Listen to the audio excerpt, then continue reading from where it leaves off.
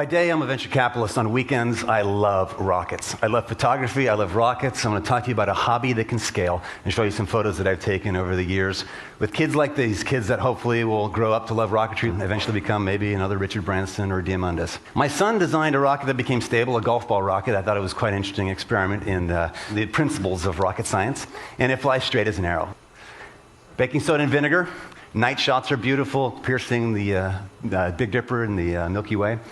Two-stage rockets with video cameras on them, onboard computers logging their flights, rocket gliders that fly back to Earth. I use RockSim to simulate flights before they go to see if they'll break supersonic or not, and then fly them with onboard computers to verify their performance.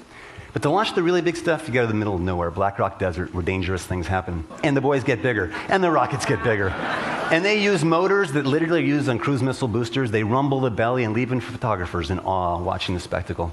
These rockets use experimental motors like nitrous oxide. They use solid propellant most frequently. It's a strange kind of love. We have a rocketmavericks.com website with my photos. If you want to learn more about this, participate, be a spectator. Mavericks, we had to call it Rocket Mavericks. This one was great. It went to 100,000 feet, but didn't quite. It actually went 11 feet into the solid clay. It became a bunker buster. Drilling down into the clay had to be dug out. Rockets often spiral out of control if you put too much propellant in them. Here was a drag race. At night, you can see what happened in a second. Daytime, we call them land sharks. Sometimes they just explode before your eyes or come down supersonic. To take this shot, what I often do is just go way beyond the pads where none of the other spectators are. And if we can run the video, I'll show you what it took to get this DreamWorks shot. Yeah! Nice. Uh-oh. This is rare. Here's when they realize the computer has failed. They're yelling to play. Shit. Oh, this is when they realize everything on board has gone haywire. Ballistic. Oh, shit. And I'll just be quiet. No.